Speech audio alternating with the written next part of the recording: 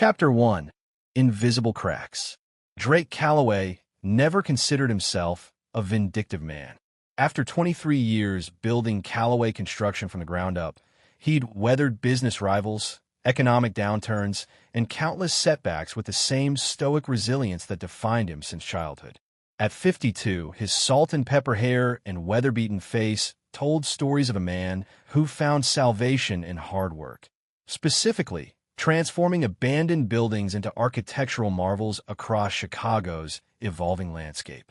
The November wind cut through his wool coat as Drake inspected the latest acquisition, the Harmon Theater, a once magnificent Art Deco building now standing derelict in the city's slowly gentrifying west side. His calloused fingers traced the crumbling facade as his mind calculated costs, timelines, and potential. This was his element. This was where he felt most alive. "Beautiful bones on this old girl," remarked Lyle Bradshaw, Drake's project manager and oldest friend. At 60, Lyle's massive frame had softened, but his insight remained razor-sharp. "Gonna cost a fortune to restore proper." Drake nodded, squinting up at the ornate cornice work. "Some things are worth saving, Lyle. Worth the investment." Lyle gave him a sideways glance. "Speaking of investments, how's Pamela feeling about the expansion? Still giving you grief?" Drake's jaw tightened imperceptibly. Pamela Calloway, his wife of 25 years, had once been his greatest supporter. The woman who believed in him when he was nothing but a contractor with big dreams and empty pockets. The woman who worked 2 jobs so he could get his business license. The woman who gave him Zoe, their brilliant daughter now finishing medical school. And the woman who, for the past 2 years, had become increasingly distant, critical, and disinterested in anything related to Drake or his work. "She's preoccupied with Zoe's wedding," Drake said finally.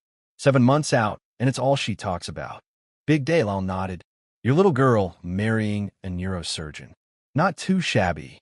Drake's phone buzzed. A text from Charlotte Ward, his executive assistant. "Emergency at Riverside Project. Inspector found major issues. Need you ASAP."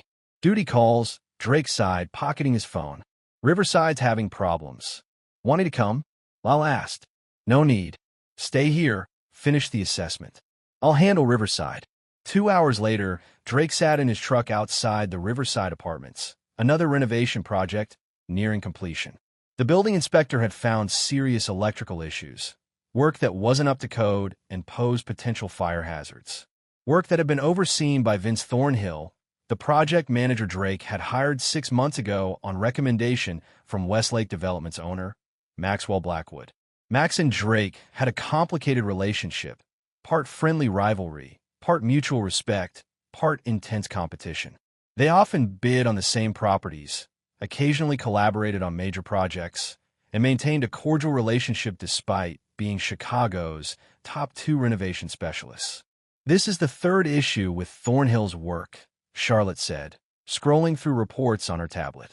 At 35, Charlotte was ruthlessly efficient, brilliant with numbers, and unwaveringly loyal to Drake. Some in the industry gossiped about their relationship, but the truth was simpler. Charlotte reminded Drake of himself 20 years ago, hungry, smart, and willing to work harder than anyone else. "Fire him," Drake said flatly, "and tell accounting to withhold his last check to cover these repairs." "Already drafted the termination letter," Charlotte nodded. "But Drake, there's something else. I've been reviewing the supply orders for the last 6 months. She hesitated. "Spit it out, Charlotte. The numbers don't add up. Materials ordered don't match what's being used on sites. And Thornhill's signature is on all the discrepancies." Drake rubbed his temples. "You think he's stealing from me? Or someone is? The extra materials are being delivered somewhere, and it's costing us nearly $50,000 so far." Drake's phone rang. Pamela. He declined the call, something he found himself doing with increasing frequency lately. "Dig deeper," he told Charlotte.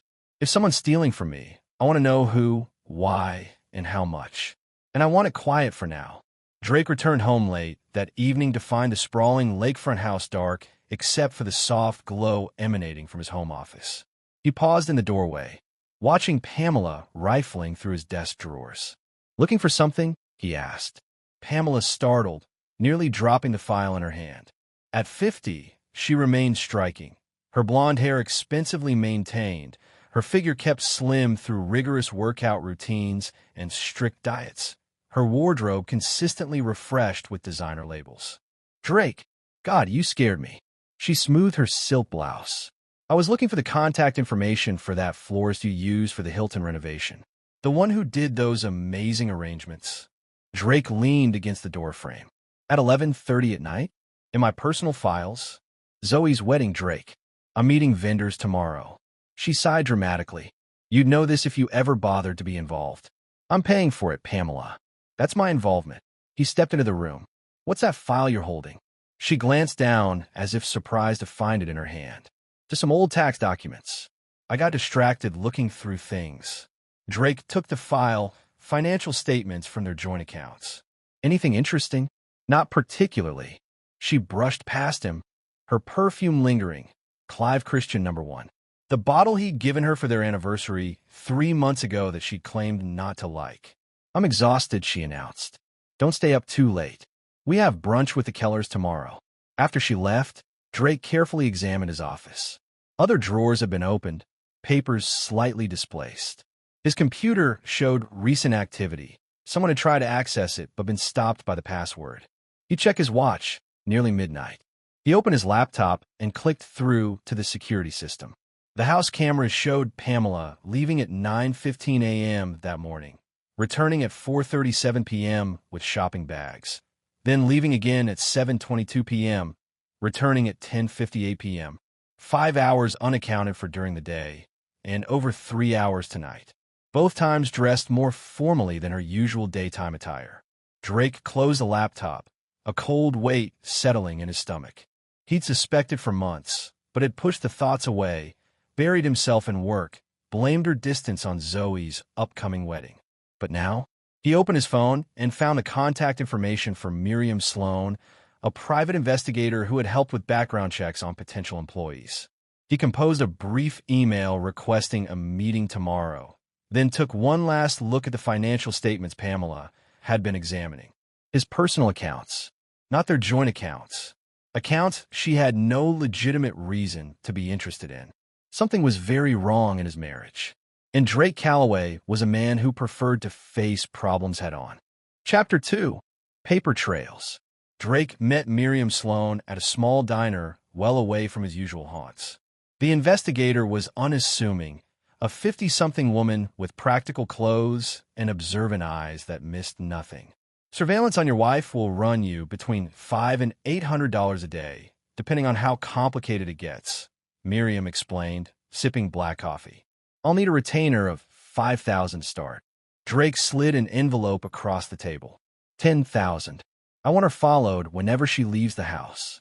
I want to know who she meets, where she goes, what she does. I want photographs. And I want her electronic communications. Miriam raised an eyebrow. That's more complicated. Legally questionable. I own the phones, the accounts, and the computers, Drake said flatly. My company, my equipment. Still potential privacy issues. Miriam studied him. You sure you want to go down this road? Once you know things, you can't unknow them. Drake thought about Pamela's increasingly frequent absences, her disinterest in their life together, the way she scrutinized his business finances, the way she hadn't initiated intimacy in over a year. I'm sure. 3 days later, Drake sat in Miriam's sparse office reviewing photos. Pamela entering the Grand Wellington Hotel. Pamela having lunch at Moretti's with 3 women Drake didn't recognize. Pamela shopping at exclusive boutiques on Oak Street. And then, Pamela meeting Maxwell Blackwood at a secluded restaurant in Evanston. This could be innocent, Miriam cautioned. Business lunch. She doesn't have business with Max Blackwood, Drake said grimly. More photos. Pamela and Max walking close together in Lincoln Park. Pamela and Max entering his downtown penthouse apartment. Pamela leaving the same apartment 3 hours later, her hair slightly disheveled. There's more, Miriam said, pulling out a file. Your wife has opened separate bank accounts. She's been transferring money from your joint accounts, small amounts, nothing that would trigger immediate notice. About $200,000 over the past 8 months. Drake's face remained impassive, though his knuckles whitened as he gripped the arms of his chair. What about communications? Text messages between them going back 14 months, Miriam said, sliding over printouts. Started professional, got personal, then intimate. They use a separate messaging app for the explicit communications. The content suggests the physical relationship began about 10 months ago. Drake flipped through the texts, each one a fresh betrayal. Max, miss you already. Can't wait until Thursday. Pamela, D working late again. Could come by tonight instead. Max, perfect. Bring the blue dress. And nothing underneath. There's one more thing, Miriam said carefully. They discuss you. Drake braced himself and continued reading. Pamela, he suspects nothing. Too obsessed with his buildings to notice what's happening right under his nose. Max, how much longer until we can stop sneaking around? Pamela, after Zoe's wedding. Everything changes then. I've got a plan in motion. Max, the old man won't know what hit him. You're brilliant, babe. Cold rage settled over Drake, crystallizing his thoughts. Is there anything about business information? Financials? Project details? Miriam hesitated. Yes. She's been photographing your contracts, financial statements, client lists, sending them to Blackwood. Industrial espionage. His wife wasn't just sleeping with his rival. She was sabotaging him professionally. The Thornhill connection? Drake asked, already suspecting the answer. Recommended to you by Blackwood specifically. He's been feeding information to Blackwood and helping with the materials theft. Drake stood abruptly. Keep watching. I want to know everything. And Miriam? Not a word to anyone. Back in his office, Drake pulled out a legal pad and began making notes. Names, dates, accounts, properties. A timeline of betrayal. His marriage had been a sham for at least a year. His business was being targeted. And somehow, it all connected to Zoe's upcoming wedding. The conversation he'd overheard between Pamela and her mother Vivian Keller last week suddenly made more sense. Just wait until the wedding, mother. Drake will finally get exactly what he deserves, and no one will blame me for what happens next. He'd assumed she meant divorce. Now he realized the plan was far more sinister. Drake picked up the phone and dialed Lyle's number. I need you to quietly transfer half our liquid assets to new accounts, he instructed without preamble. New bank entirely.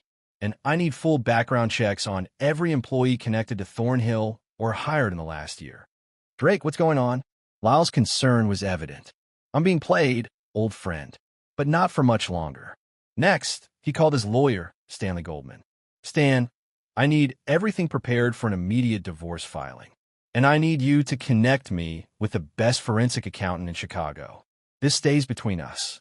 That night, Drake sat alone in his home office, reviewing 25 years of marriage.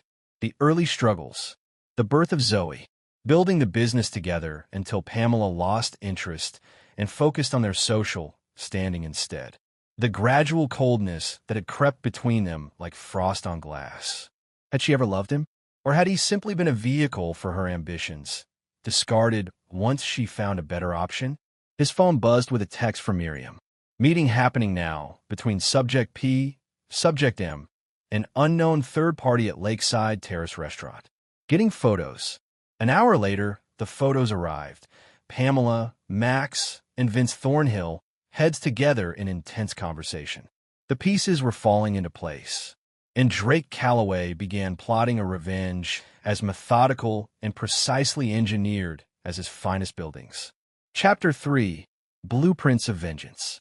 Drake established a secure office in a small property he owned off the books, a converted loft above an old mechanic's garage that he'd purchased during the recession and never developed. Here, he could work without fear of Pamela's prying eyes or corporate spies. On the exposed brick wall, Drake created what Lyle called his conspiracy board: photos, documents, and notes connected by colored strings. Red for Pamela's betrayal. Blue for Max Blackwood's business interference. Green for the financial trails. Yellow for Zoe's wedding connections.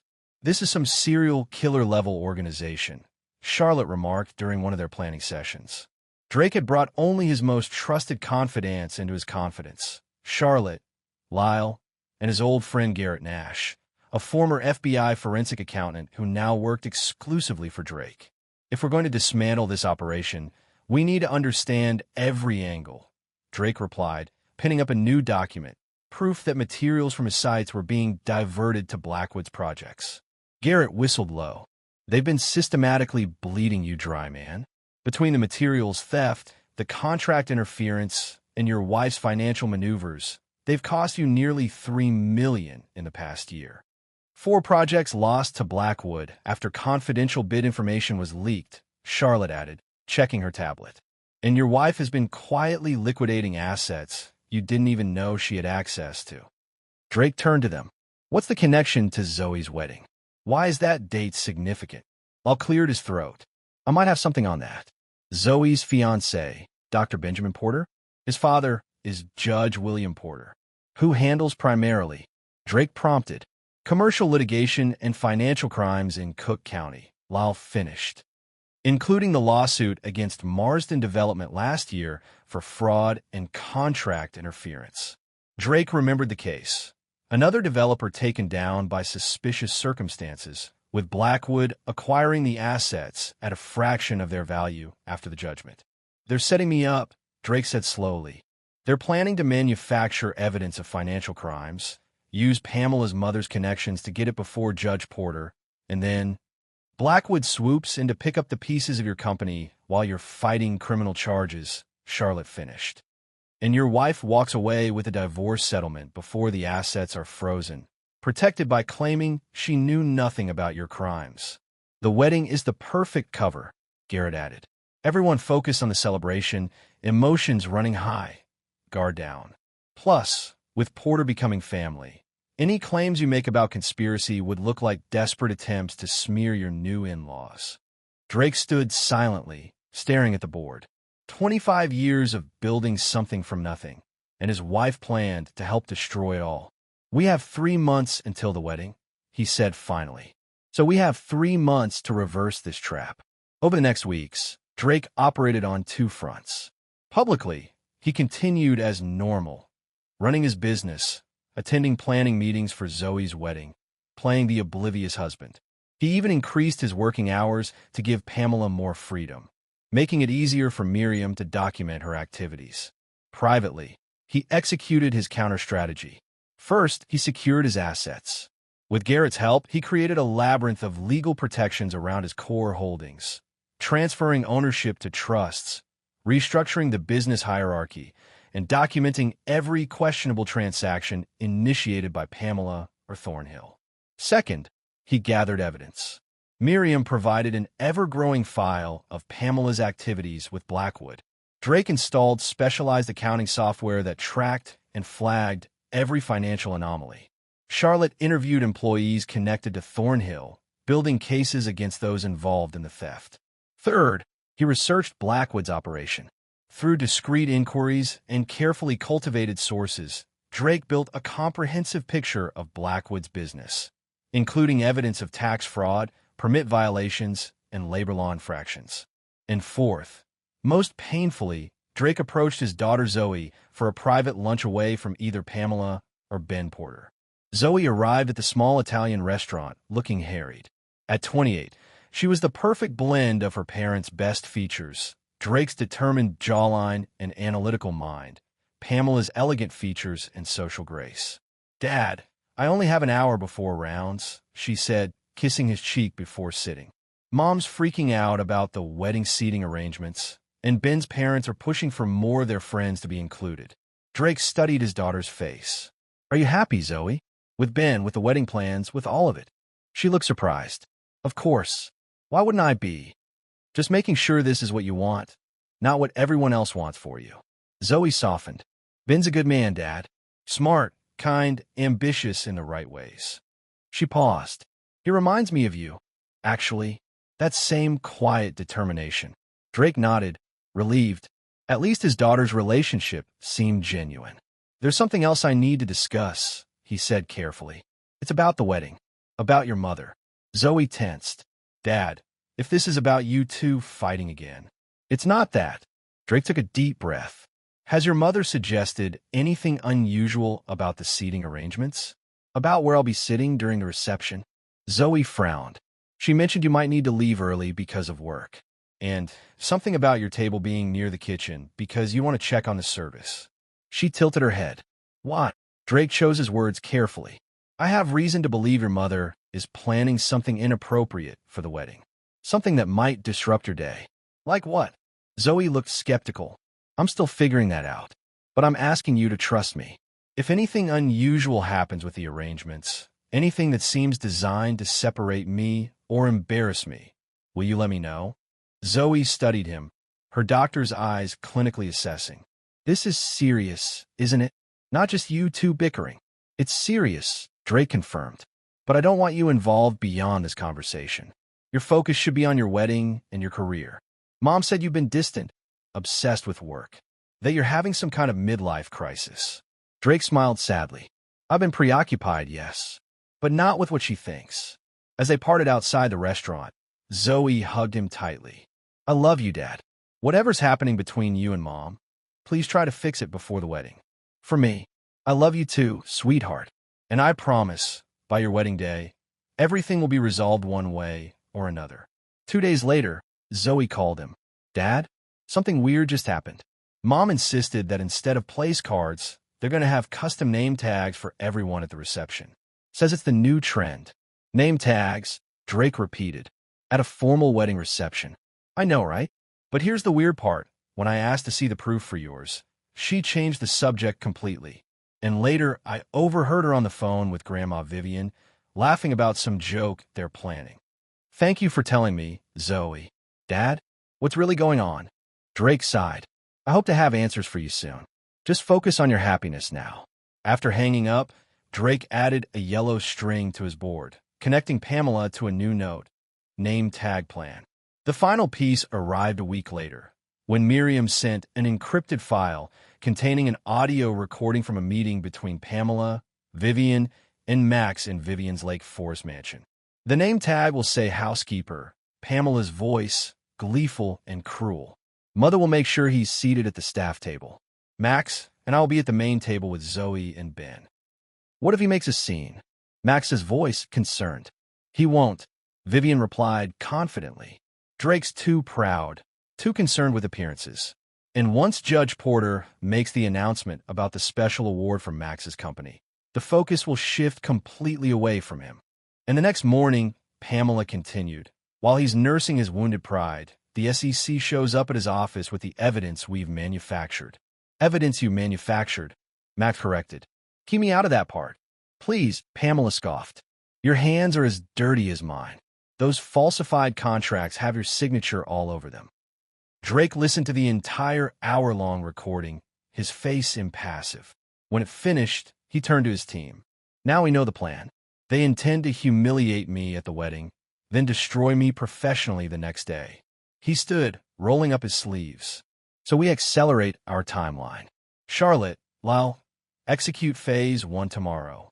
Garrett, finalize the financial documentation. And someone give me Judge Porter's complete career history and case record. What are you going to do? Lyle asked. Drake checked his watch. I have a tuxedo fitting with my future son-in-law. Time to get to know the Porter family a little better. As he left, Garrett called after him. Drake? How far are you willing to go with this? Drake turned in the doorway, his expression cold.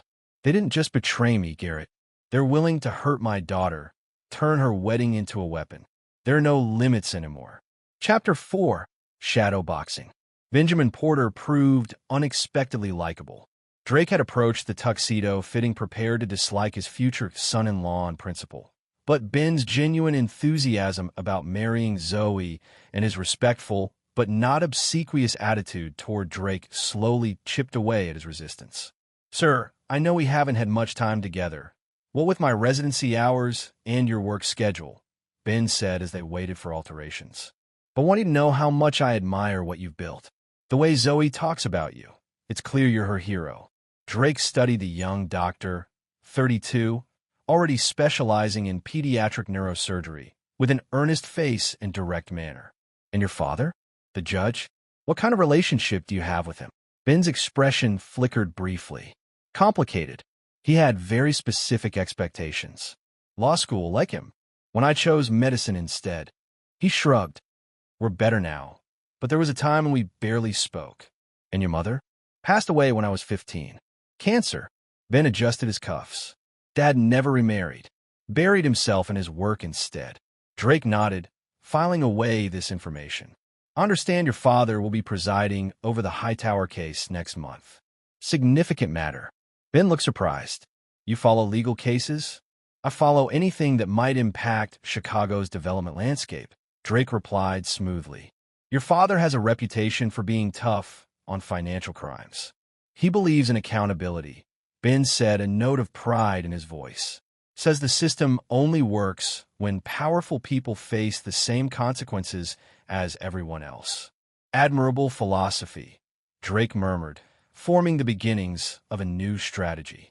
After the fitting, Drake made a detour to the courthouse, slipping into the back of Judge Porter's courtroom during public proceedings. William Porter was exactly as Drake had imagined, austere, meticulous, with penetrating eyes that seemed to dissect each attorney's arguments. The proceedings concerned a real estate fraud case, and Porter's questioning revealed a sharp mind with little patience for obfuscation. Mr. Yanowitz, Porter addressed the defense attorney. Your client's explanation requires this court to believe in an extraordinary series of coincidences and misunderstandings. While not impossible, such a narrative strains credulity. Perhaps you might advise your client that this court values forthrightness above creative storytelling. Drake smiled slightly. Judge Porter might be exactly the ally he needed if approached correctly. That evening, as Pamela attended yet another wedding planning meeting, actually a rendezvous with Blackwood, according to Miriam's surveillance, Drake executed the first phase of his counterattack. Charlotte and Lyle coordinated simultaneous terminations of 11 employees connected to Thornhill's operation, including 2 senior project managers who had been feeding information to Blackwood. Each employee was presented with evidence of their complicity in the material's theft or information leaks, along with a choice: sign a detailed confession in exchange for no criminal charges or face prosecution. By midnight, Drake had 9 signed confessions. The remaining 2 are lawyering up, Charlotte reported by phone. Donato and Pearson, the ones closest to Thornhill. Let them, Drake replied. We have enough to proceed. What about the warehouse? Secured. Inventory matches exactly what was reported stolen.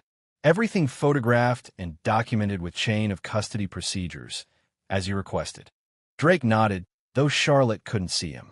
And Thornhill? Gone. Cleaned out his apartment this afternoon. Phone disconnected. He's running to Blackwood. Expected. Drake checked his watch. Phase 2 begins tomorrow. Be ready. The next morning, Drake visited his attorney, Stanley Goldman's office, with Garrett in tow. We have everything we need, Drake told the silver-haired lawyer, sliding a thick folder across the desk. Complete documentation of systematic theft, industrial espionage, and conspiracy involving Maxwell Blackwood, Vincent Thornhill, and multiple former employees of my company. Stanley reviewed the documents, frowning. This is extremely serious, Drake. Criminal charges, civil liability, millions in damages. I'm aware. And your wife's involvement? Drake's jaw tightened. Documented separately. That's a personal matter I'll handle differently. Stanley nodded, knowing better than to press. What do you want to do with this information? 2 things, Drake said. First, prepare a complete case file for the district attorney's office, but don't file yet. We hold that in reserve. And second, schedule a meeting with Judge William Porter. Unofficial. Off the record. Stanley's eyebrows shot up. The same Judge Porter who's about to become your in-law? Drake, that's extremely unorthodox. Potentially inappropriate. Not to discuss any cases, Drake clarified. A personal matter regarding the wedding. My future son-in-law's father should be made aware of certain security concerns. Stanley looked skeptical but nodded. I'll see what I can arrange. Discreetly. 2 days later, Drake sat in Judge Porter's private chambers, the 2 men alone at the judge's small conference table. Mr. Calloway, my clerk indicated this meeting concerned security issues related to Benjamin and Zoe's wedding.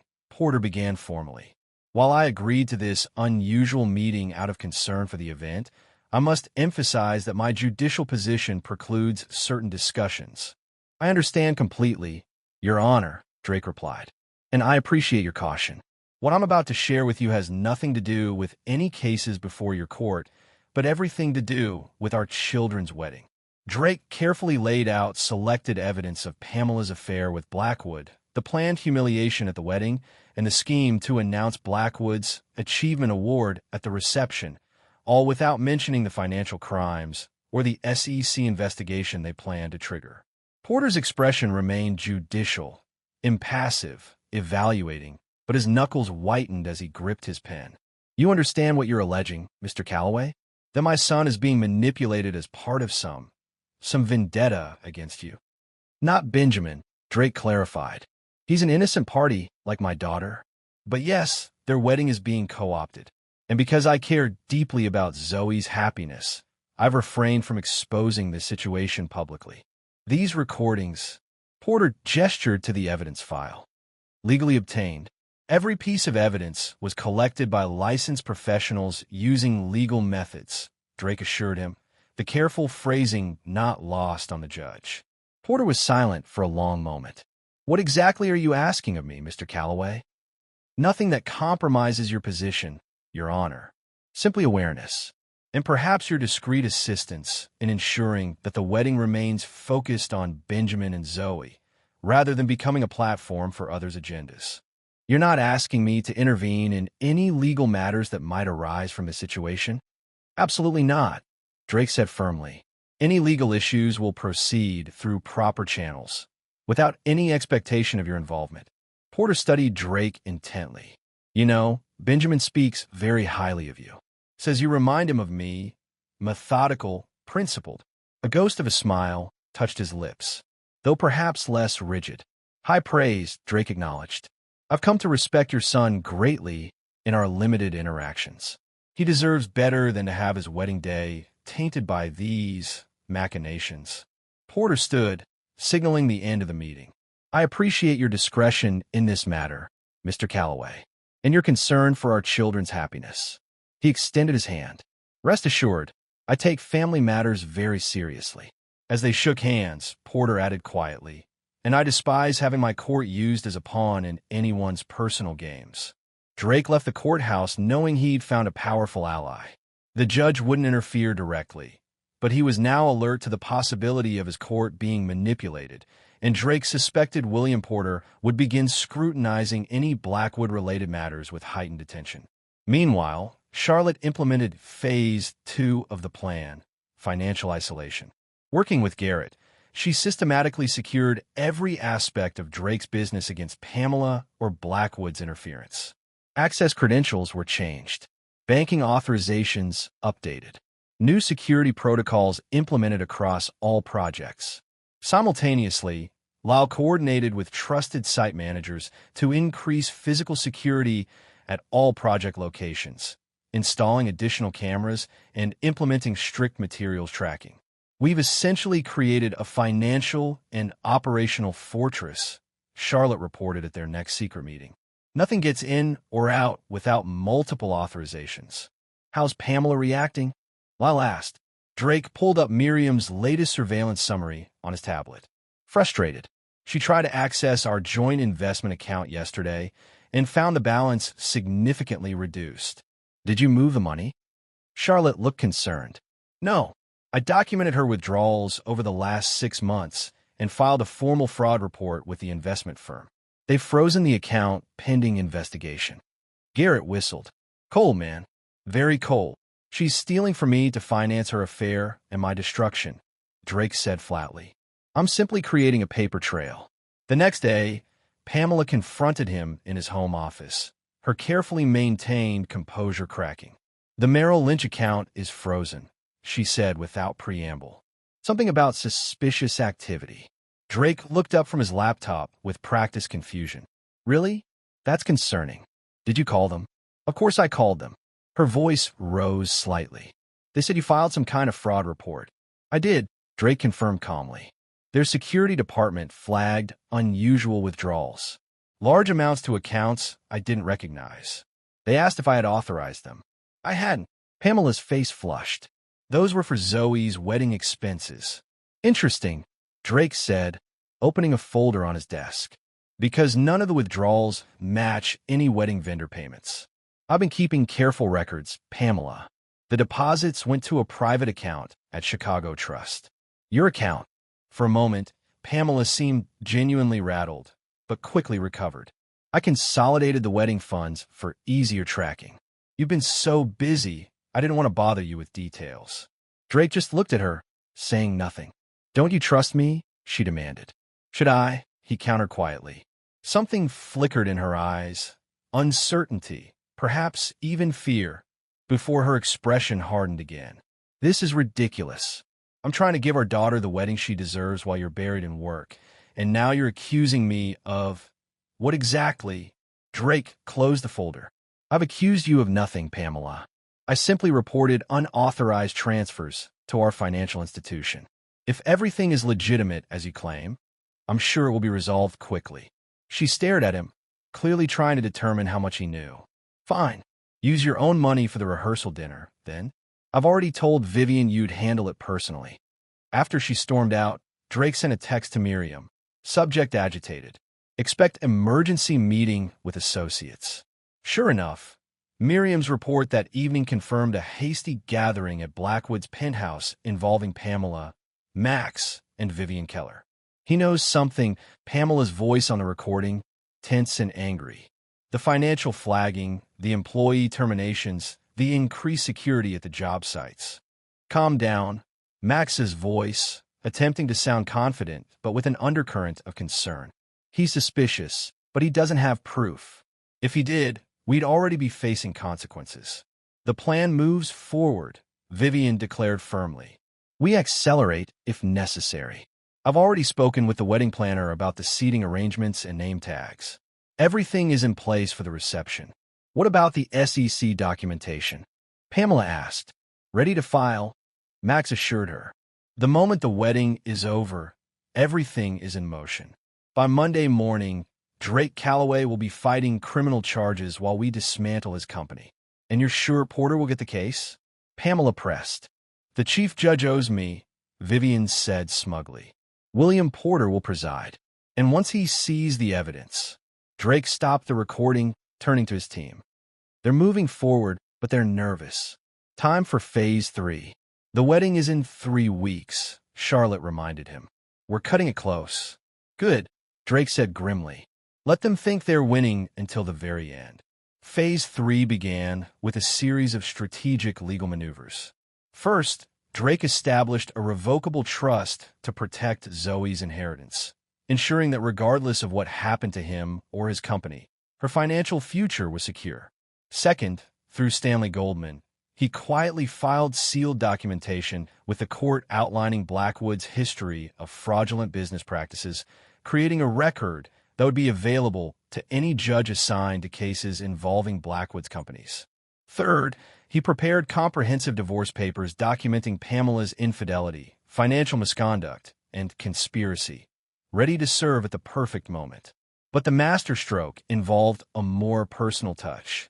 Drake arranged a private meeting with Maxwell Blackwood, ostensibly to discuss collaborating on a major downtown redevelopment project. They met at Blackwood's office, a sleek, ultramodern space with dramatic views of the Chicago skyline. Blackwood greeted Drake with practiced cordiality, though wariness lurked behind his smile. Drake, this is unexpected, but welcome. Your assistant was quite mysterious about the purpose of this meeting.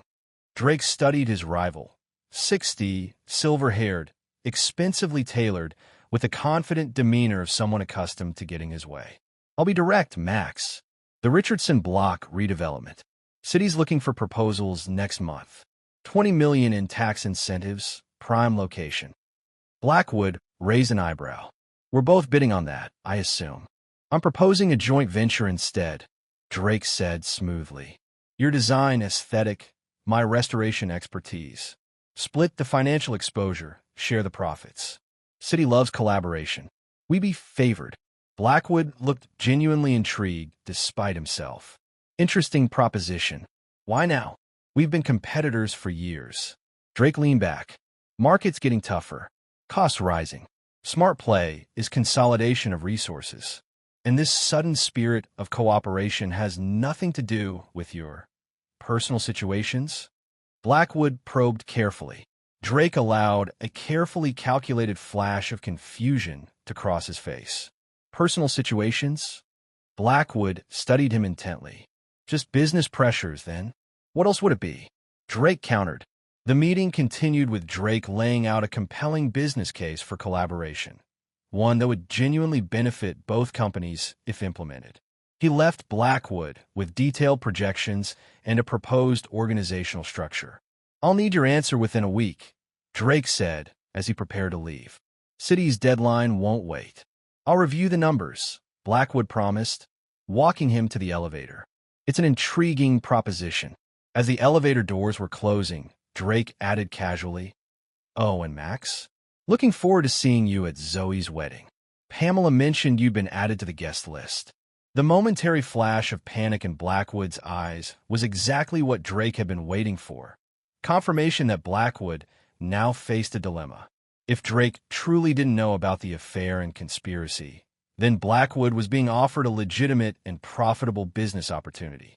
If Drake did know and was playing some kind of game, rejecting the offer might accelerate whatever countermeasures Drake had planned. Back in his secret office, Drake updated his team. "Blackwood's rattled. He can't figure out if I know and I'm toying with him, or if I'm genuinely oblivious. What do you think he'll do?" Lyle asked. "He'll string along the business proposal while they accelerate their original plan. They can't risk waiting until after the wedding now." Drake pinned a new note to his board, "Which means we need to be ready for their move whenever it comes." 3 days later, it came. Pamela announced over breakfast that the rehearsal dinner venue had been changed. Mother found a much better place. More exclusive, but it requires final confirmation today. Drake nodded amiably. "Whatever you think is best." "And there's been a slight change to the reception seating," she continued, watching him carefully. "You'll be at a table with the venue staff supervisors to ensure everything goes smoothly." "The staff table," Drake repeated calmly, "rather than with family." "It's a special responsibility," Pamela said, her eyes gleaming with poorly concealed malice. "Mother and I agreed you'd be perfect for it." Drake sipped his coffee. "And my place card? Or name tag, rather?" Pamela couldn't quite hide her surprise. "You know about the name tags?" Zoe mentioned it. Unusual choice for a formal wedding. Pamela recovered quickly. "Just a personal touch. More memorable." "Indeed," Drake agreed. "I'm sure it will be unforgettable." That evening, Drake met with Judge Porter again, this time at the Judges Club, a discreet establishment frequented by Chicago's legal community. "They're moving forward with their plan," Drake informed him quietly, "including the attempt to use your courtroom as part of their scheme." Porter's expression darkened. "I've made some discreet inquiries since our last conversation. Disturbing patterns emerged regarding Mr. Blackwood's previous legal entanglements and their convenient resolutions." "I'm not surprised," Drake replied. "The question is, what happens at the wedding? I won't disrupt Zoe and Ben's day, but I also won't allow myself to be publicly humiliated as part of their larger plot." Porter considered this. Benjamin and Zoe deserve their day. Nothing should overshadow that. He paused. "Perhaps a preemptive measure is warranted." "What do you suggest?" Drake asked. "A private conversation with my former colleague, Judge Carlton, who now oversees the SEC's Chicago Enforcement Division. Purely hypothetical, of course." Drake nodded, understanding. "I appreciate your perspective, Your Honor." Porter fixed him with a steady gaze. "Mr. Calloway, I've presided over enough cases to recognize when someone is building toward justice rather than mere revenge. Whatever happens, I trust you'll maintain that distinction." "I intend to," Drake assured him. "Justice first." But justice isn't always gentle. 1 week before the wedding, everything was in place. Drake had secured his business, documented the conspiracy, prepared legal countermeasures, and established a clear record of Pamela's betrayal. Blackwood was off balance, uncertain of Drake's knowledge or intentions. Pamela was increasingly agitated, aware that something was wrong, but unable to identify what. The final phase would execute at the wedding itself. Drake reviewed the plan one last time with his team, ensuring every detail was perfect Once this is done, Lyle warned, there's no going back. Your marriage, your relationship with Pamela's family. Already destroyed, Drake said firmly. They did that, not me. And Zoe, Charlotte asked gently, how will she handle this? Drake's expression softened slightly. She deserves the truth. All of it. It will be painful, but she's stronger than Pamela gives her credit for. He checked his watch. The rehearsal dinner is tomorrow night. Everyone knows their roles. They nodded solemnly. Then we're ready, Drake concluded. 25 years in Saturday. And something new begins. Chapter 5. Rehearsals and Revelations. The rehearsal dinner was held at the Lake Point Terrace, an exclusive venue overlooking Lake Michigan with floor-to-ceiling windows capturing Chicago's sparkling skyline. As Drake had suspected, the last-minute venue change placed them in a restaurant partially owned by Maxwell Blackwood, a power play designed to make Blackwood feel comfortable on his own territory. Drake arrived precisely on time, dressed impeccably in a charcoal suit that Charlotte had specially modified. The hidden camera was undetectable, the microphone pickup crystal clear, and the lightweight recording equipment distributed so perfectly that even the most discerning eye would notice nothing unusual. Showtime, he murmured to himself as he entered the private dining room. The scene was picture-perfect, Zoe radiant in a cream-colored cocktail dress, Ben attentive at her side. The Porter family clustered near the windows, Judge Porter stoic but proud, his sister and her husband making small talk with Ben's cousins. On the opposite side, Pamela held court with Vivian Keller and their social circle, her laughter carrying across the room with practiced musicality. And standing slightly apart, champagne in hand, Maxwell Blackwood observed the gathering like a general surveying a battlefield. He nodded slightly at Drake's entrance, raising his glass in acknowledgement. Drake approached Zoe first, kissing her cheek. You look beautiful, sweetheart. Thanks, Dad. She beamed, though he noted the slight tension around her eyes. Everything okay? Mom's been acting weird all day. Pre-wedding nerves, Drake assured her. Nothing for you to worry about. Judge Porter approached, extending his hand. Calloway, good to see you. Their handshake conveyed a silent understanding. Likewise, Judge. Looking forward to tomorrow's celebration. Indeed, Porter replied meaningfully. I expect it will be quite revealing for everyone involved.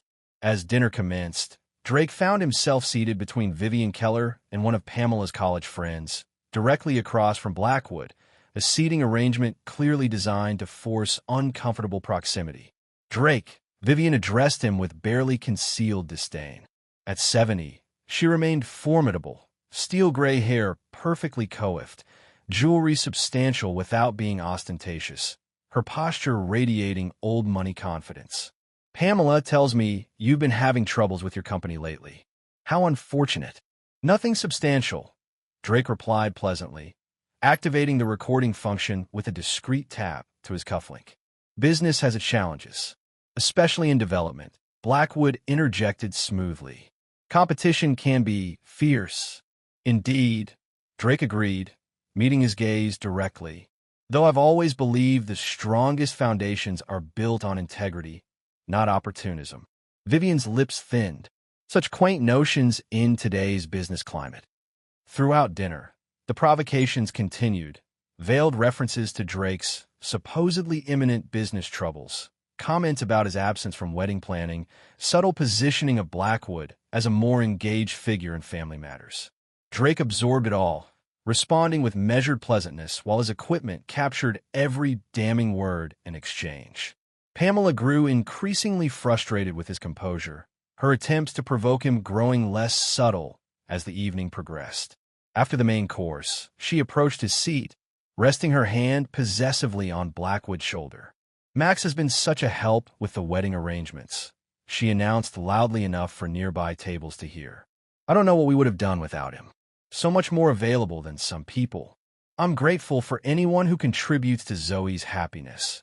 Drake replied evenly, noting the flash of uncertainty in Blackwood's eyes. The planned speeches began. Ben spoke lovingly of Zoe, his sincerity evident in every word. Zoe responded with equal warmth, thanking both families for their support. Judge Porter offered dignified congratulations. Then Pamela rose, champagne glass in hand. "Tomorrow marks a new beginning for our family," she announced, her gaze sweeping the room before settling challengingly on Drake. "Some chapters and so new ones can begin. Some roles change. Some truths finally come alight." The double meaning was clear to those in the know, though most guests simply smiled at what seemed like typical mother-of-the-bride sentiments. When it was Drake's turn, he stood slowly, buttoning his jacket. "Tomorrow, my daughter marries a fine man from an honorable family. Nothing is more important than that central truth." He raised his glass. "To Zoe and Ben. May your foundation be strong, your walls sturdy, and your roof protect you from life's storms.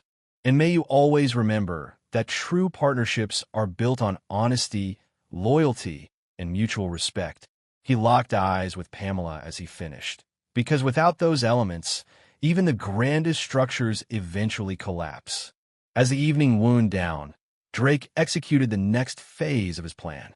He approached Maxwell Blackwood at the bar, ensuring they were just out of earshot of others, but still visible.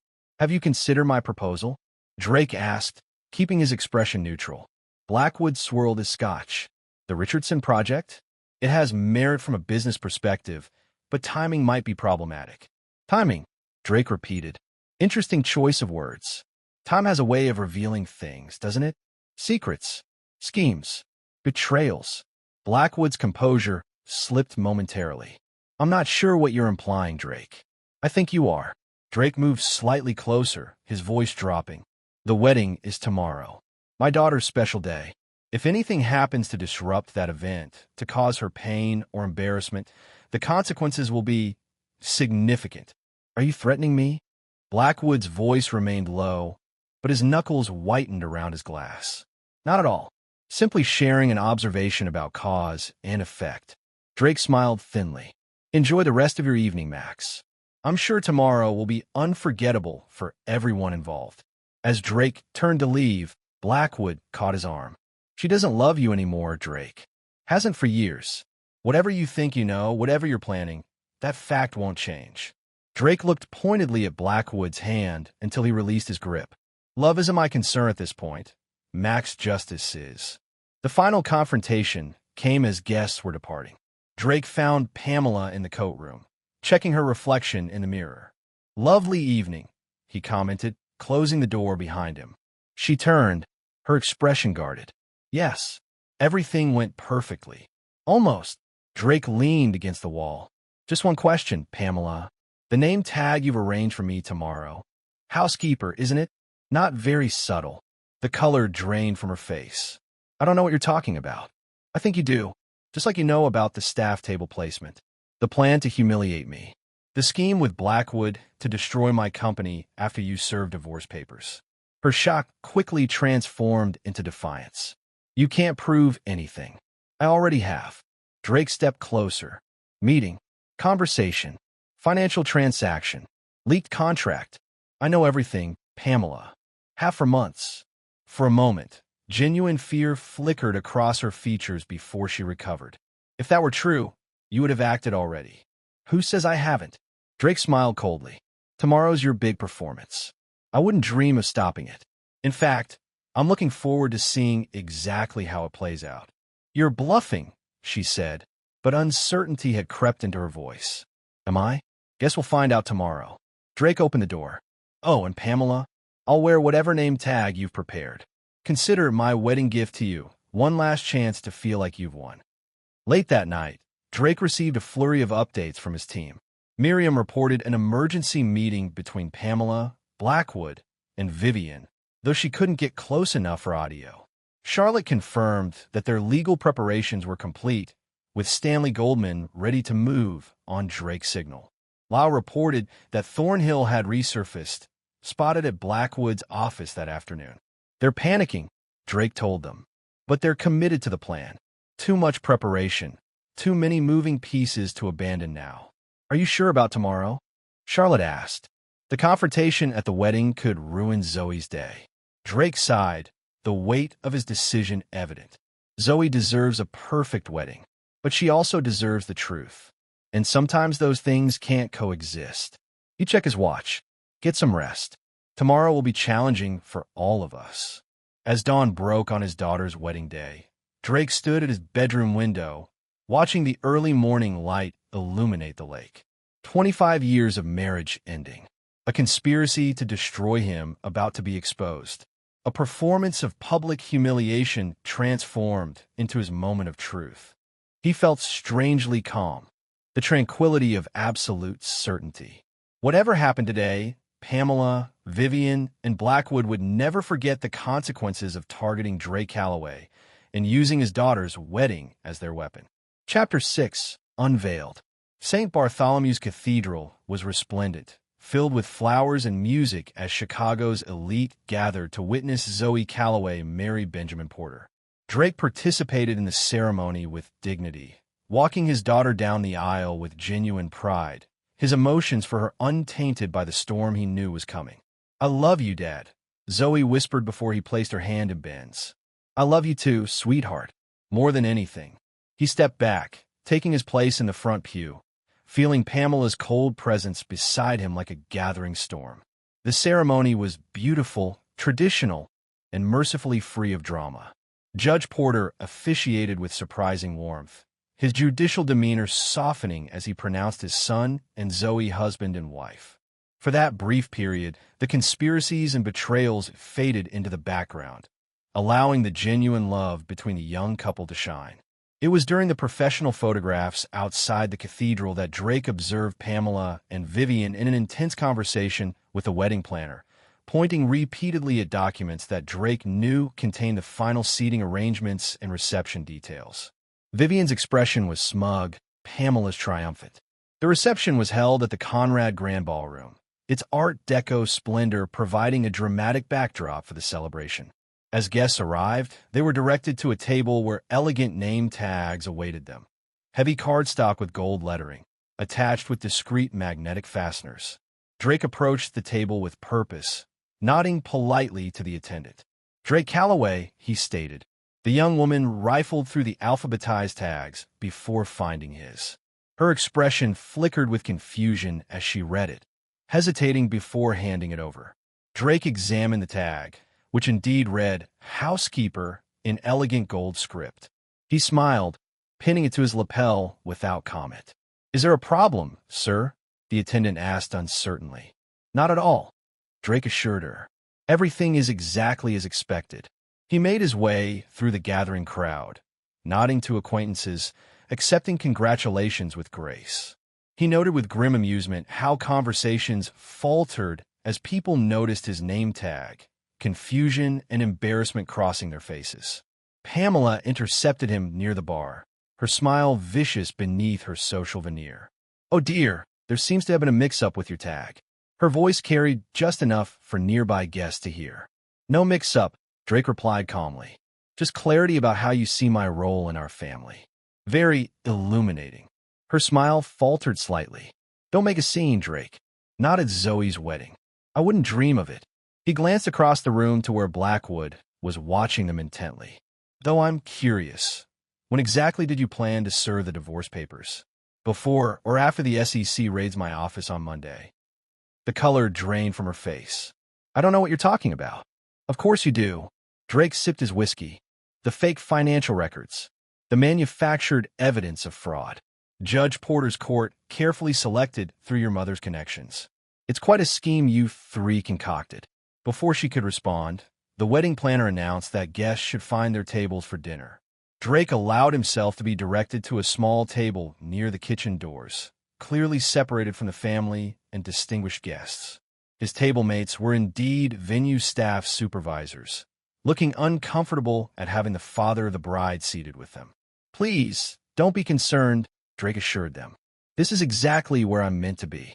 From this vantage point, he had a clear view of the head table where Zoe and Ben sat with their wedding party, and the adjacent table of honor where Pamela, Vivian, and Maxwell Blackwood held court.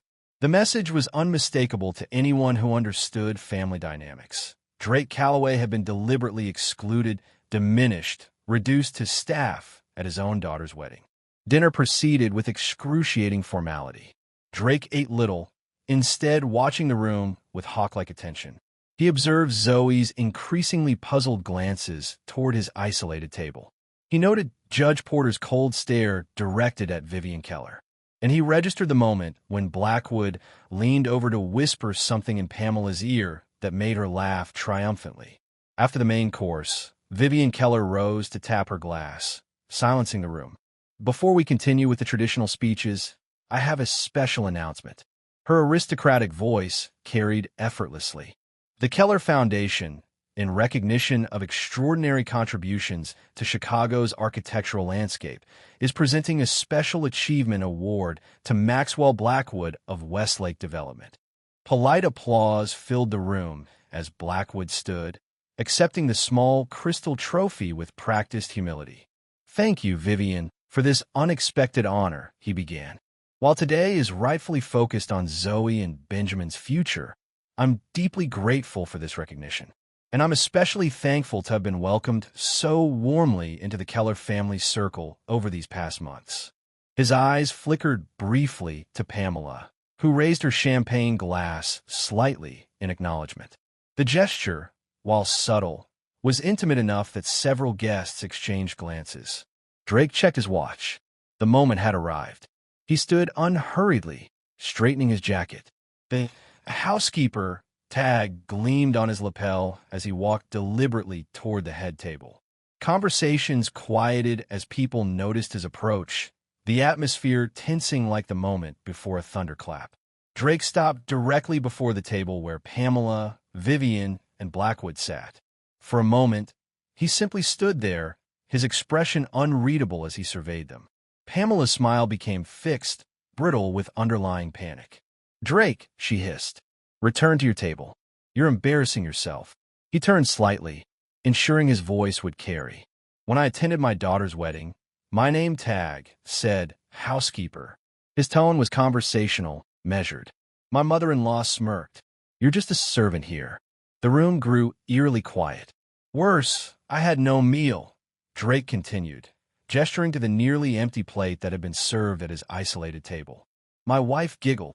"Food is for real family." Pamela half rose. "Drake, you're making a scene. Think of Zoe." "I am thinking of Zoe," Drake replied. "She deserves the truth." He turned to address the stunned guests. I stood up, took off my ring, and said, "Before I go, I want you to see this video." With practiced precision, Drake activated his cufflink. The ballroom's video screens, originally intended for wedding photos, flickered to life, displaying crystal-clear footage of Pamela and Maxwell Blackwood in intimate embrace, followed by audio recordings of their conspiracy conversations. The name tag will say housekeeper. Pamela's recorded voice filled the ballroom. Mother will make sure he's seated at the staff table. And the next morning, while he's nursing his wounded pride, the SEC shows up at his office with the evidence we've manufactured. Vivian Keller surged to her feet. "Turn that off immediately. This is outrageous." "What? That's not real," Pamela shouted, her face contorted with rage and panic. The screens changed to display financial records, email exchanges, and documented evidence of the conspiracy to frame Drake for financial crimes. Drake removed his wedding ring, placing it deliberately on the table. Then I served my cheating wife with divorce papers and left. On cue, Stanley Goldman approached with a leather portfolio, extracting legal documents which he placed before Pamela. She warned she would destroy me. Drake continued, his voice carrying in the shocked silence. But I had already planned my revenge. The screens now displayed evidence of Blackwood's actual financial fraud, documentation of materials theft from Drake projects, and Pamela's systematic withdrawal of funds from joint accounts. Blackwood lunged for Drake, his composure entirely shattered. "You smug bastard. You think this proves anything?"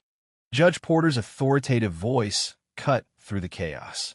"It proves quite enough, Mr. Blackwood." He had risen from his seat, every inch the federal judge. "Enough that I've already contacted the appropriate authorities regarding the apparent attempt to manipulate my court for fraudulent purposes." Pamela turned to Drake, her expression a mixture of hatred and fear. "You've ruined everything. You'll regret this." "No, Pamela," Drake replied calmly. You ruined our marriage when you betrayed me. You ruined your reputation when you conspired against me. And you ruined your relationship with Zoe when you tried to use her wedding as a weapon.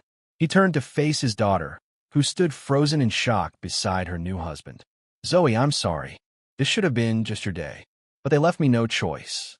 The room erupted into chaos, guests whispering furiously, Vivian shouting for security, Blackwood attempting to flee only to find Lyle, and two private security officers blocking his path. Drake removed the housekeeper tag from his lapel, dropping it onto the table beside his discarded wedding ring. 25 years, Pamela. And this is how you chose to end it. As he turned to leave, Zoe broke away from the head table, rushing to intercept him. Dad, wait. Her eyes were wide with confusion and hurt. What is all this? What's happening? Drake took her hands gently. The truth, sweetheart.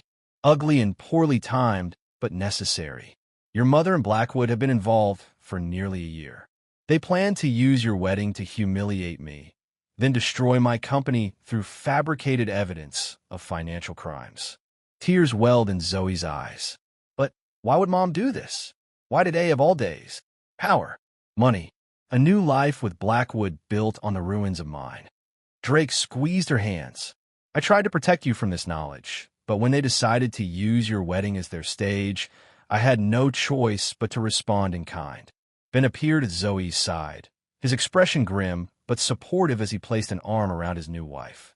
Mr. Calloway, he said formally, my father has explained some of this to me. While the timing is difficult, I understand you are left with few options. Drake nodded gratefully. I'm sorry to both of you. This should have been just about your love, your future. Zoe's shock was transforming into anger, not at Drake, but at her mother. She turned to watch as Pamela continued to shout denials despite the damning evidence still displayed on the screens. Go, Zoe told Drake softly. Leave before security arrives. I'll call you tomorrow. Drake kissed her forehead. I love you, Zoe. That has never and will never change. As he walked toward the exit, Charlotte met him with his overcoat.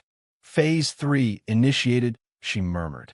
SEC agents are already at Blackwood's office. Police have been notified about the financial fraud evidence. In the other matter, Drake asked quietly. Judge Porter's clerk delivered the documentation to the district attorney 10 minutes ago, with his personal recommendation for immediate action. Drake nodded, taking one last look at the ballroom. Pamela, Vivian, and Blackwood remained at the center of a storm of confusion and accusation. Judge Porter was speaking intensely with security personnel, his judicial authority evident in their deferential postures. And Zoe stood with Ben, her face tear-streaked, but her posture increasingly resolute as she absorbed the truth about her mother's betrayal. Let's go, Drake told Charlotte. The rest will unfold without us now. As they stepped into the cool evening air, Drake felt neither triumph nor satisfaction, only the weary relief of a man who had faced treachery with truth, betrayal with justice. The war was won, but the battlefield remained in ruins. Chapter 7, Shockwaves. Drake awoke in the guest suite of Lyle's lakefront condo, momentarily disoriented by the unfamiliar surroundings before the events of the previous day crashed back into his consciousness. His daughter's wedding, the public confrontation, the evidence revealed. His marriage officially terminated after 25 years. He checked his phone. 17 missed calls, 32 text messages, 46 emails. Chicago's social and business circles were in meltdown. Drake set the phone aside without reading any of it. Lyle appeared in the doorway, offering a steaming mug of coffee. How you holding up? Drake accepted the coffee gratefully. Survived worse. Debatable. Lyle settled into an armchair. Pretty epic nuclear option you deployed yesterday. Half the city's talking about it, and the other half, pretending they're not, while secretly getting all the details. Lyle's weathered face creased with concern. Stanley called. Police picked up Blackwood last night. Pending charges for financial fraud, corporate espionage, attempted evidence tampering. They're looking for Thornhill too, but he's in the wind. Drake nodded. Pamela, holed up at her mother's estate in Lake Forest. Vivian's attorney has been making threatening calls, but it's mostly bluster. Lyle hesitated. Zoe tried to reach you around midnight. Drake closed his eyes briefly.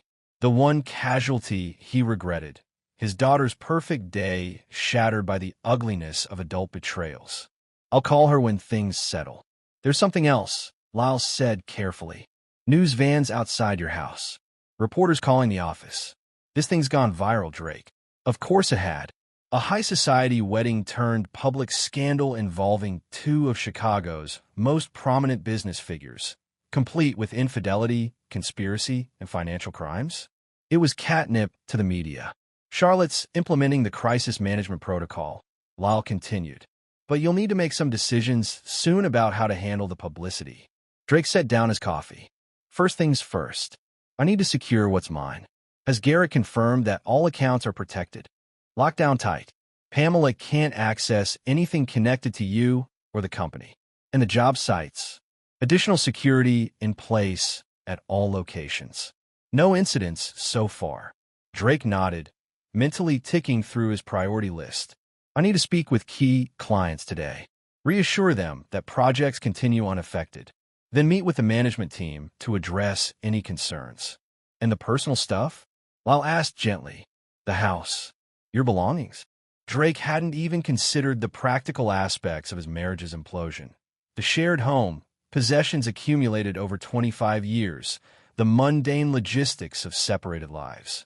I'll send a security team to collect essential items, he decided.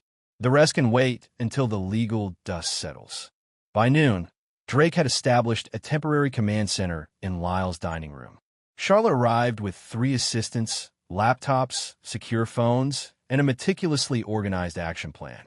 We've identified 3 primary narrative threads in the media coverage, she reported, displaying a color-coded analysis on her tablet. Business scandal, society scandal, and legal proceedings. Our strategy addresses each separately while maintaining consistent messaging across all channels. Drake studied the document. No personal interviews. No comments on the marriage beyond the prepared statement. Focus communication on business continuity and cooperation with authorities. Exactly, Charlotte nodded. We've also prepared talking points for all senior managers and site supervisors. Everyone stays on message. Drake turned to Garrett, who had joined them via secure video call. What's the financial impact assessment? Stock took a 15% hit this morning, Garrett reported grimly. Expected, given the circumstances. But our fundamentals remain strong. The materials theft and contract interference evidence actually works in our favor, positions us as victims rather than perpetrators. The Richardson Block project? Cities placed the bidding process on hold pending the investigation into Blackwood's companies. We're still in contention once it resumes. Drake absorbed this information, mentally calculating next steps. And the SEC investigation Blackwood was planning to trigger. Completely defused, Garrett assured him. Judge Porter's intervention was key. He made sure the right people understood that the evidence was fabricated as part of a personal vendetta. A text message alert drew Drake's attention back to his phone. Zoe, can we talk? Alone. He replied immediately. Name the time and place.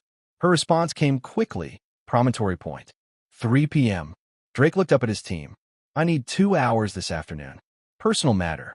Charlotte nodded, understanding. We'll hold the fort. At precisely 3 p.m., Drake stood at Promontory Point, the Lake Michigan wind buffeting his coat as he gazed across the steel-gray water. This spot held significance. He had brought Zoe here countless times during her childhood, teaching her to skip stones and build driftwood sculptures along the rocky shore. He sensed her arrival before he saw her. Thanks for coming, he said without turning. Zoe moved to stand beside him, her face pale but composed. She wore casual clothes, jeans, boots, an oversized sweater, a stark contrast to yesterday's bridal elegance. Ben's covering my shift, she said. I have an hour before I need to be back at the hospital. They stood in silence for a moment, both watching the restless lake. So, she finally said, yesterday happened. Drake nodded. It did. You humiliated Mom in front of everyone. I exposed the truth, Drake corrected gently. There's a difference. Zoe turned to face him, her expression troubled. I'm not defending what she did. The affair, the conspiracy, using my wedding as some kind of battleground. It's inexcusable. She hugged herself against the wind. But did it have to happen like that? In front of everyone I know? On my wedding day? Drake considered his answer carefully. 3 weeks ago, I discovered their plan to use your wedding to publicly humiliate me, then destroy my company and reputation immediately after. I had limited options, limited time. You could have told me beforehand, Zoe argued. Warn me, and place you in an impossible position between your parents on your wedding day. Drake shook his head. I couldn't do that to you. So instead you turned my reception into a scandal that's all over the news. Her voice cracked slightly. Ben and I can't even leave our apartment without reporters shouting questions. Drake felt the weight of that consequence. I'm sorry for that part, truly. I focused so much on countering their attack that I underestimated the collateral damage. He reached for her hand. If I could have found another way that didn't hurt you, I would have taken it. Zoe didn't pull away, but her expression remained troubled. Mom called me this morning. She's claiming most of your evidence is fabricated or manipulated, that you're having some kind of breakdown driven by jealousy. Drake laughed hollowly. Of course she is. What did you tell her? That I need time.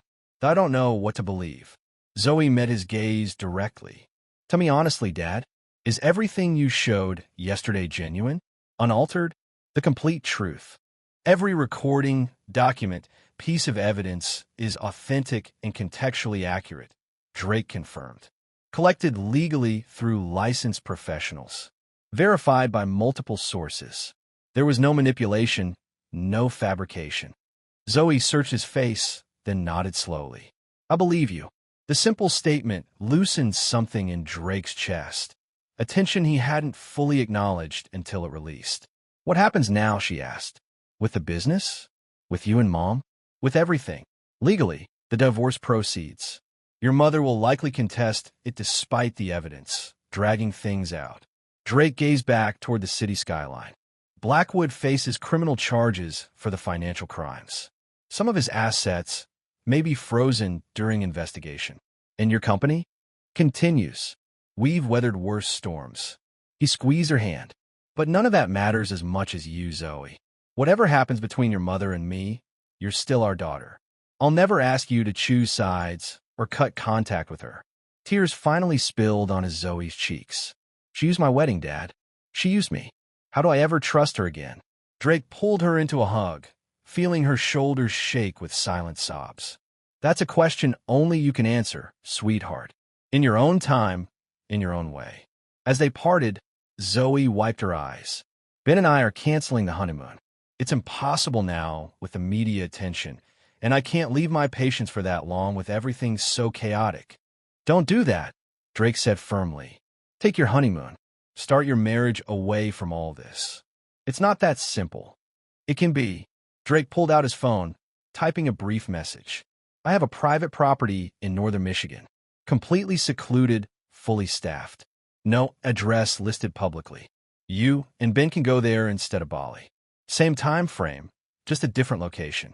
Hope flickered across Zoe's face. You do that? Of course. The arrangements can be made within hours. He smiled slightly. Consider it my real wedding gift. As they walked back toward the parking area, Zoe asked, Were you staying? Not at the house. Temporarily with Lyle. I'll find something more permanent soon. She nodded, processing this new reality. Her parents truly separated, lives diverging after decades together. Will you be okay, Dad? Drake considered the question with genuine reflection. The public humiliation had been averted, the business conspiracy exposed, the legal traps defused. But 25 years of his life had still ended, leaving wounds that victory couldn't completely heal. I will be, he answered honestly. Not immediately, but eventually. After Zoe left, Drake remained at Promontory Point, watching darkness gather over the lake. His phone buzzed. Stanley Goldman. Judge Carlton signed the emergency injunction. Stanley reported without preamble. Blackwood's assets are frozen pending investigation. His bail hearing is tomorrow morning. And the other matter? Restraining order against Pamela has been filed. She can't enter any of your properties or offices. Can't contact you directly. Drake nodded, though Stanley couldn't see him. Good. What about Thornhill? Still missing, but his accounts show a large cash withdrawal yesterday morning. Airport security has him boarding a flight to Mexico City. Have our people there keep watching, Drake instructed. He'll surface eventually. After ending the call, Drake had one more conversation to make. He dialed Judge Porter's private number. Calloway. Porter answered crisply. I was expecting your call. I wanted to thank you. Drake said simply. Your intervention made a difference. Justice matters to me, Porter replied, as does family. Benjamin tells me Zoe is understandably shaken, but coping admirably. She's stronger than she knows, Drake agreed. How are you handling the professional implications? Porter's voice held grim satisfaction. I've formally recused myself from any matters involving Blackwood's companies, of course. But I've also filed a detailed ethics complaint regarding the attempted manipulation of judicial assignments. The chief judge is displeased with certain colleagues who were apparently influenced by Vivian Keller. The ripples spread wide, Drake observed. Indeed, Porter paused. For what it's worth, Calloway, you handled an impossible situation with more restraint than many would have shown. The evidence could have been far more damaging, far more personal. Drake thought of the explicit text messages and compromising photos he had chosen not to display. The deeply personal conversations he had kept private. Even in his righteous anger, he had maintained certain boundaries. Some things should remain private, he said simply. Even in war. A philosophy many would benefit from adopting, Porter noted. Good evening, Calloway. That night, as Drake reviewed business reports in Lyle's guest room, Charlotte sent a final update before retiring. Blackwood Development stock down 43% at close. 3 board members resigned. Major clients suspending contracts pending investigation. Pamela attempted to access vacation property in Harbor Springs. Access denied per security protocol. Judge Carlton has scheduled emergency hearing regarding evidence preservation tomorrow at 9 a.m. Our legal team fully prepared. The systematic dismantling of Blackwood's empire had begun. The consequences of targeting Drake Calloway were becoming painfully clear to everyone involved. Drake closed his laptop, allowing himself a moment of quiet satisfaction. He had countered their attack without becoming like them, without sacrificing his integrity or stooping to their level of personal cruelty. Justice, not mere revenge. As difficult as the path ahead remained, he had maintained that crucial distinction. Chapter 8. Counterstrikes. 3 days after the wedding, Chicago awakened to front-page headlines. Blackwood charged. Developer faces multiple felony counts. Society wedding scandal exposes corporate conspiracy. Calloway Construction stock rebounds as evidence confirms company was targeted. Drake reviewed the coverage from his newly established temporary office in a corporate apartment building owned by his company. The space was impersonal but functional, a blank slate unburdened by memories or emotional associations. Charlotte entered, carrying coffee and a thick folder. The PR team has analyzed all major coverage. Sentiment is shifting strongly in our favor as more details of Blackwood's fraudulent activities emerge. And the personal aspects? Drake asked, knowing that Chicago's gossip machine would be equally focused on the marriage implosion. Mixed but stabilizing. Initial shock at the public nature of the revelation is giving way to understanding of your position. Several prominent society figures have privately expressed support. She handed him the folder. These require your immediate attention. Client reassurance calls, project approvals, staffing adjustments to cover the gaps left by terminated employees. Drake nodded, scanning the documents. Schedule the calls for this afternoon. I'll review the project materials now. There's one more thing, Charlotte said carefully. Pamela's attorney called. She's contesting the divorce terms, claiming duress and misrepresentation. Drake looked up, unsurprised but irritated. Of course she is. Forward everything to Stanley. No direct engagement from our side. After Charlotte left, Drake gazed out at the Chicago skyline, the architectural tapestry he had helped shape over decades of work. Some of his buildings gleamed in the morning light, solid testaments to his vision and persistence. Now, like those structures, he would need to rebuild his personal life from a new foundation. His phone rang. Miriam Sloan. "We've located Thornhill," the investigator reported without preamble. "He's in Puerto Vallarta, using a credit card under his mother's maiden name. Local contact has visual confirmation and is maintaining surveillance." "Good work. Keep tracking him, but no contact yet. I have other plans for Mr. Thornhill." Drake's next call was to Judge Porter, who answered with his customary briskness. "The restraining order against your wife has been extended," Porter informed him, "and the evidence preservation order regarding Blackwood's financial records is being strictly enforced despite his legal team's objections." "Thank you for the update. How's Ben handling the situation?" Porter's voice softened slightly. "Better than expected. He's a doctor, accustomed to dealing with difficult realities, and he's primarily concerned with Zoe's well-being." "As am I," Drake assured him. "They're my Michigan property now, completely private, away from media attention." "A thoughtful solution," Porter acknowledged. "Calloway, there's something else you should know.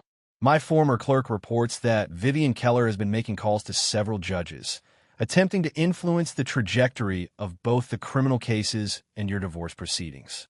Drake frowned. "Can she be stopped?" "Already in motion. The Judicial Ethics Committee has been quietly notified. Vivian's influence may have been substantial in social circles, but the judiciary takes manipulation attempts very seriously." "I appreciate the information." After completing his morning calls, Drake met with Lyle and Garrett to assess the company's position. The news was surprisingly positive. The stock had recovered most of its initial losses. Key projects remained on schedule, and clients have been largely reassured by Drake's personal outreach. "The narrative is working in our favor," Garrett explained, displaying analytics on his tablet. "You're being positioned as the wronged party who exposed corruption rather than perpetrated it. The business community respects decisive action, even if the social consequences were messy." Speaking of messy, Lyle interjected, "Pamela made another attempt to access joint financial accounts this morning. When denied, she apparently became quite vocal with the bank manager." Drake shook his head. "She still doesn't understand that her old tactics won't work anymore." Their meeting was interrupted by an urgent call from Stanley Goldman. "Drake, Blackwood made bail," the attorney reported tensely. $5 million, posted by some shell corporation, we're still tracing. He's restricted from leaving the state and surrendered his passport, but he's out." Drake absorbed this news calmly. "Expected. His team will fight aggressively." There's more. He held an impromptu press conference on the courthouse steps, claiming persecution and vowing to expose the truth about Drake Calloway's vendetta against him. "Send me the footage," Drake requested. "And Stanley? Accelerate our counterfiling against Pamela. No more measured responses. Full disclosure of all evidence in the court record." After reviewing Blackwood's defiant press statement, Drake summoned his crisis team for an emergency strategy session. The developer had appeared haggard but combative, portraying himself as the victim of a jealous husband's elaborate revenge scheme. "He's trying to reframe the narrative," Charlotte observed. "Make this about a personal grudge rather than his actual crimes."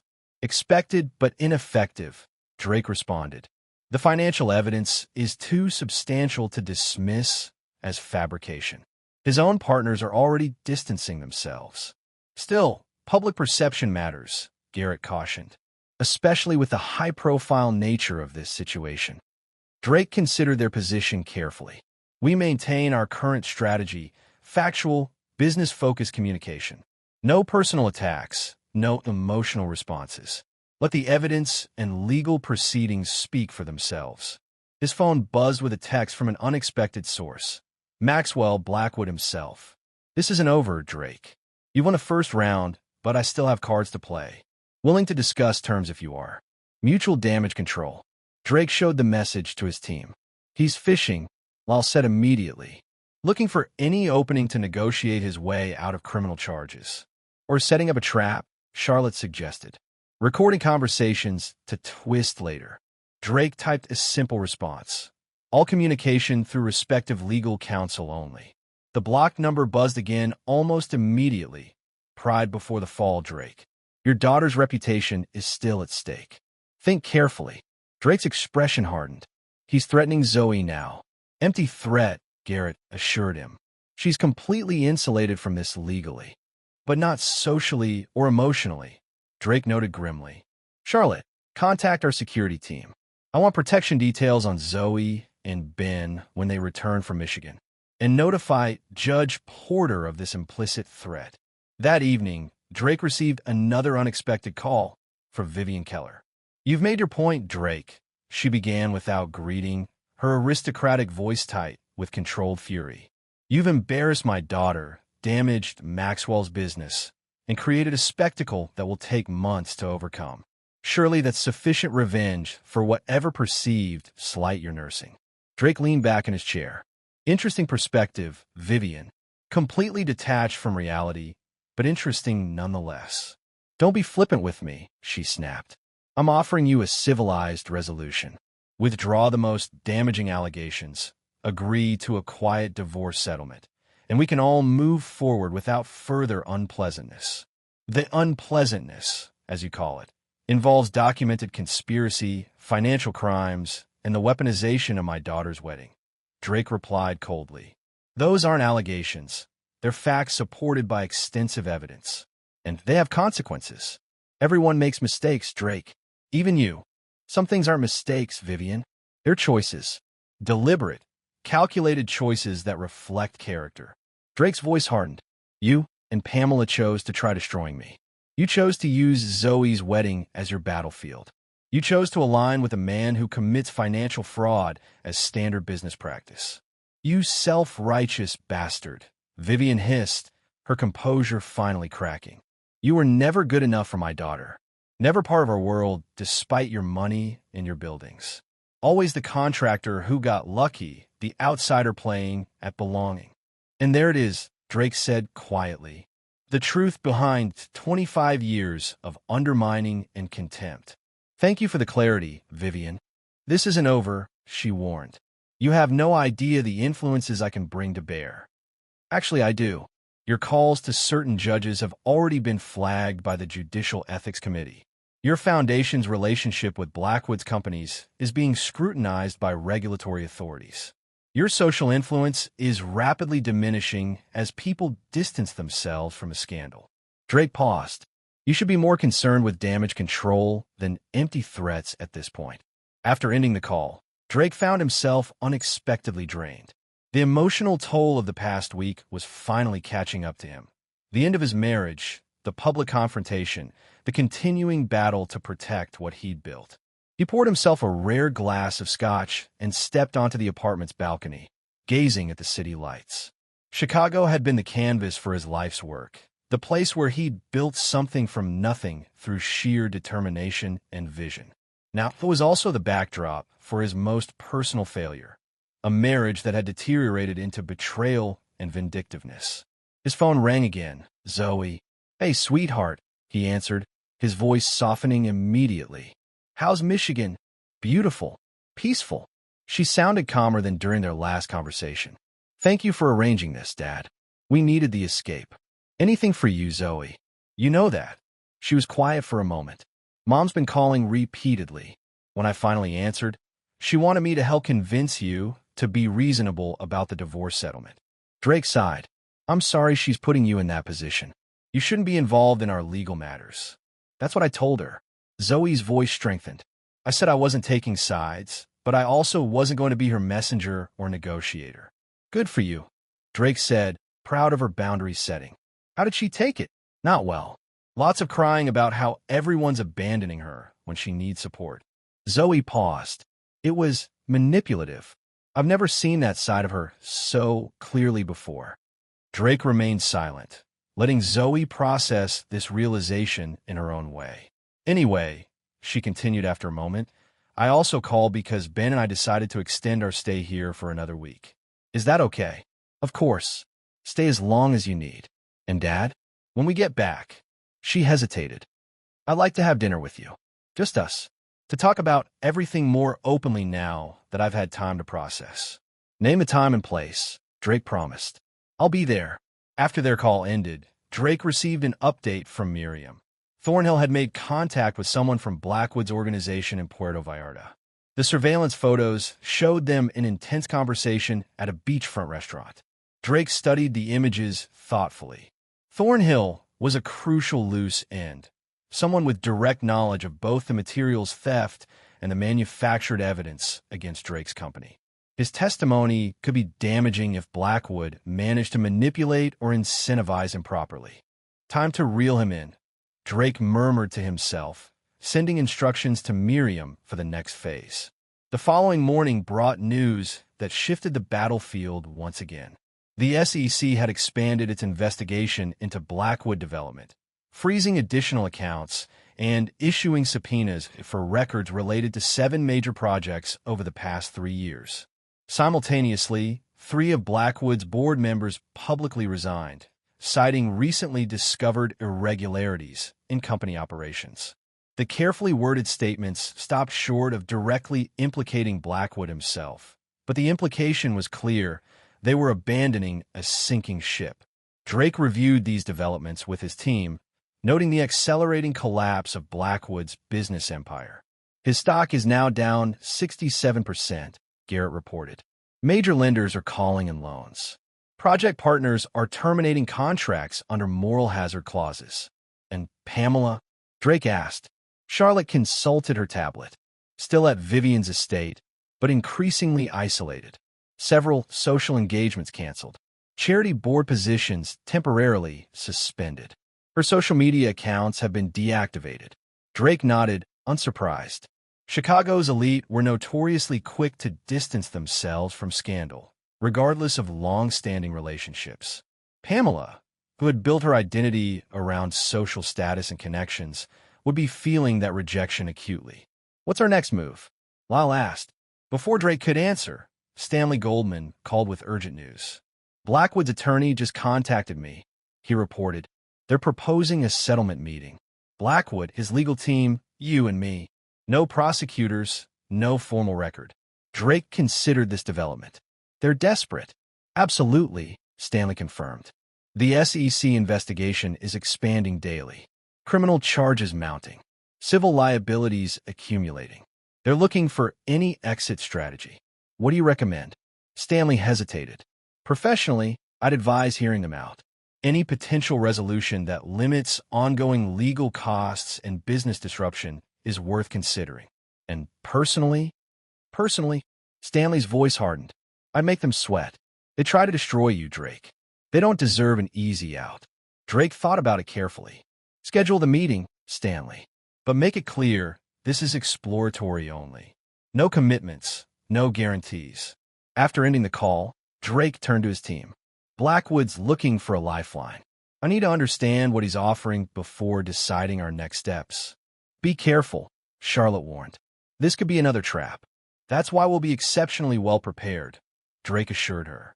And why we'll have contingency plans for every possible scenario. That evening, Drake received 2 more significant updates. First, Miriam reported that their contact in Mexico had approached Thornhill with a carefully crafted story about representing investors interested in information about Blackwood's operations.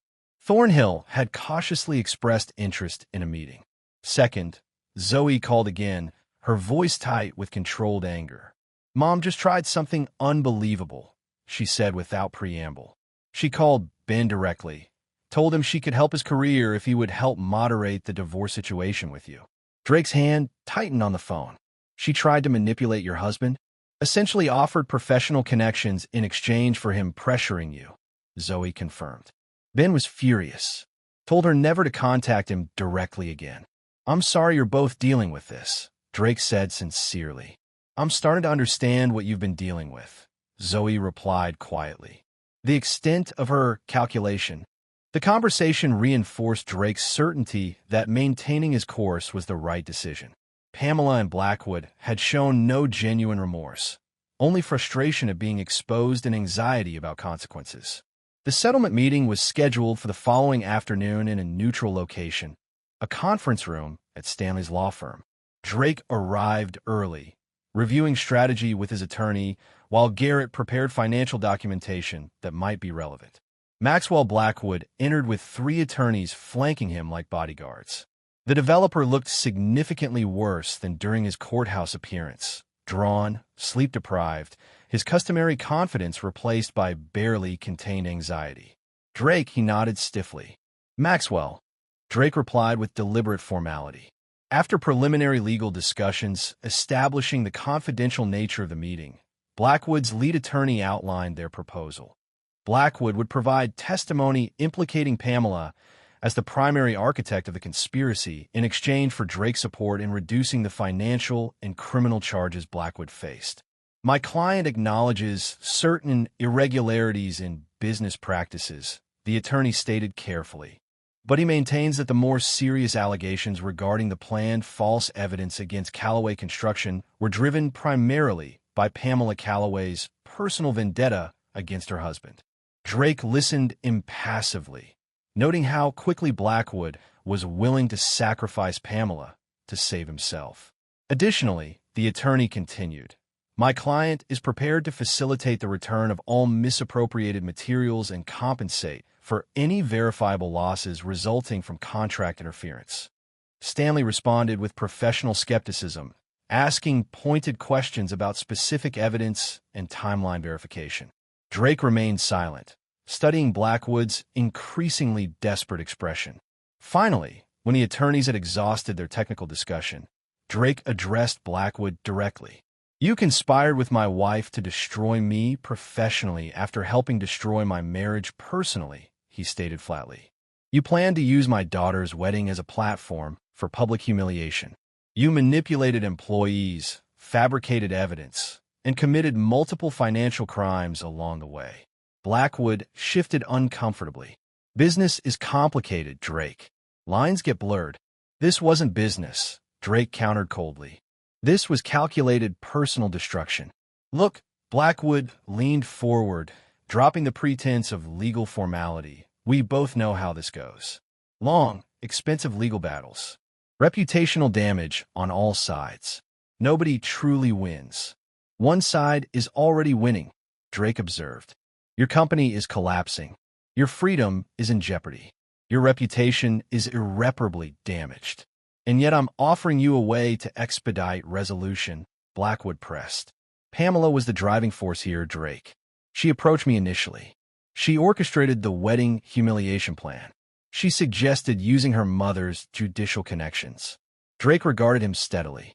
"Throwing her under the bus won't save you, Max." "I'm just stating facts," Blackwood insisted, desperation edging into his voice. "Work with me on this, Drake. We can contain the damage, preserve what's salvageable." Drake stood, buttoning his jacket in a signal that the meeting was concluding. "Stanley will review your proposal and respond formally through proper channels. That's all I can offer today." As they left the conference room, Stanley murmured, "They're running scared. We have significant leverage." "Yes," Drake agreed. "And now we know how quickly they'll turn on each other."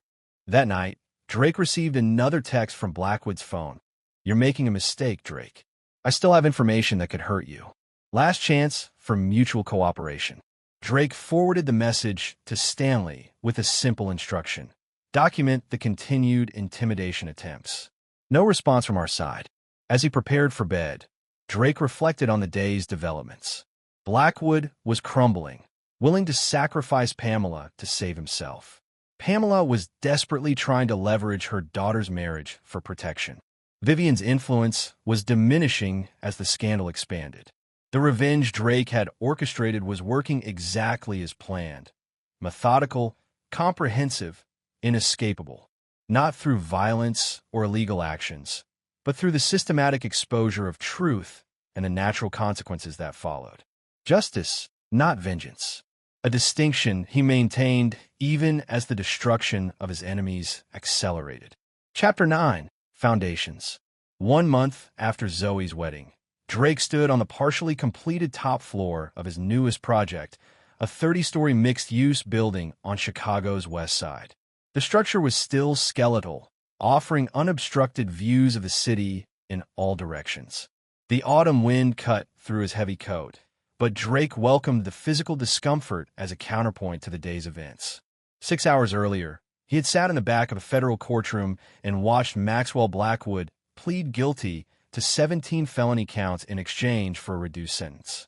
The plea deal, 10 years in federal prison, forfeiture of significant assets, and permanent disbarment from certain business activities, represented a complete capitulation by the once prominent developer.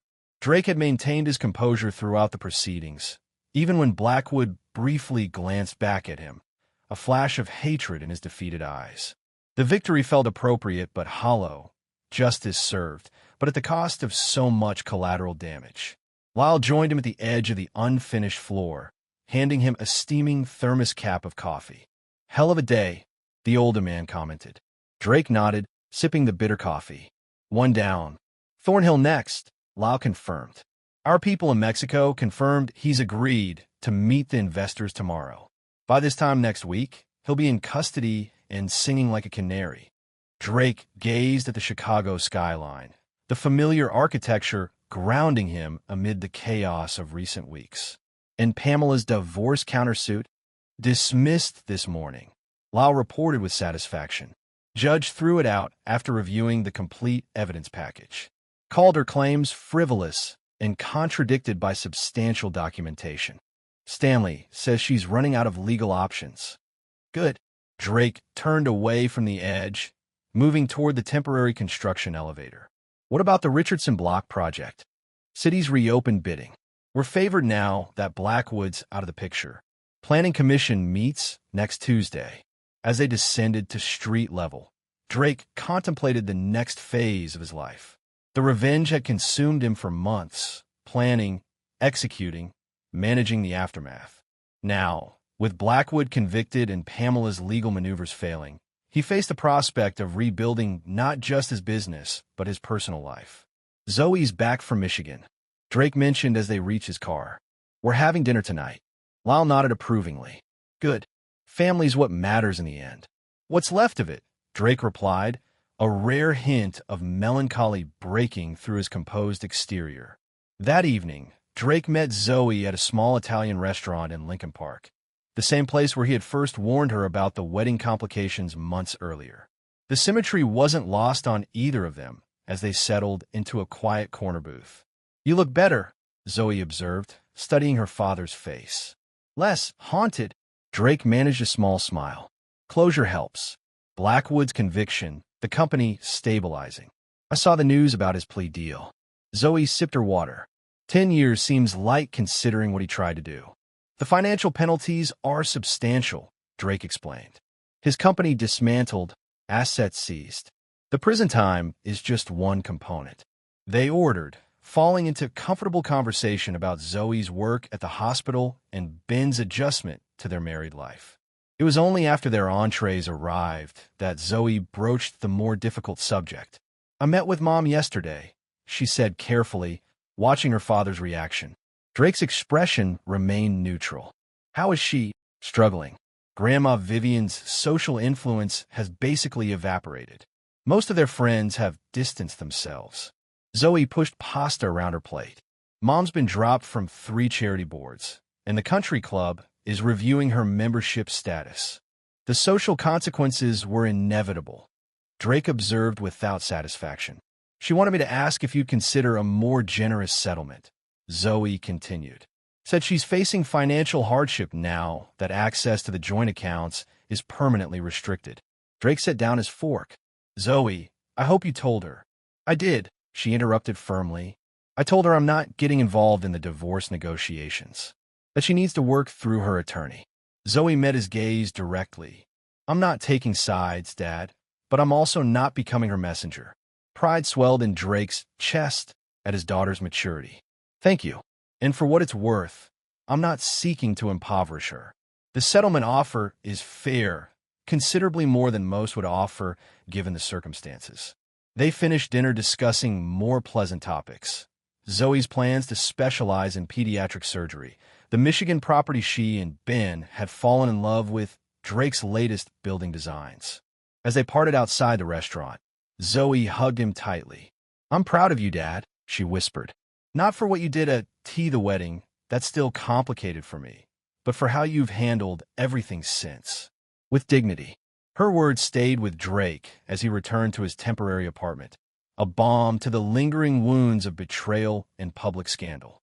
The next morning brought news from Miriam's team in Mexico. Vincent Thornhill had taken the bait, meeting with the supposed investors and providing detailed information about Blackwood's operations in exchange for promised financial backing for a new venture. What Thornhill didn't realize was that the entire conversation had been recorded, his admissions of materials theft, contract interference, and conspiracy meticulously documented. More importantly, the investors had convinced him to travel to Texas for a meeting with their principals, placing him back on U.S. soil where arrest warrants waited. He'll be in custody by tomorrow evening, Miriam reported via encrypted call. And based on the preliminary conversations, he's eager to cooperate in exchange for leniency. Drake absorbed this information with grim satisfaction. Send me the complete recordings once he's in custody. And Miriam? Excellent work. Just doing my job, she replied modestly. Though I will say, this has been one of my more satisfying cases. They really did try to destroy you, Drake. Tried and failed, he agreed. Now they pay the price. By week's end, the news broke publicly. Vincent Thornhill arrested at Dallas International Airport, immediately providing damning testimony against both Maxwell Blackwood and Pamela Calloway in exchange for reduced charges. The final piece of Drake's counter-strategy slid into place, completing the legal encirclement of those who had conspired against him. 2 days later, Drake received an unexpected visitor at his office, Judge William Porter. Judge, Drake greeted him with surprise. I wasn't expecting you. Porter nodded formally, taking the offered seat across from Drake's desk. This isn't an official visit, Calloway. More of a personal update. Regarding my son and your daughter, primarily. Porter's judicial demeanor softened slightly. They've been through an extraordinary ordeal because of circumstances neither created.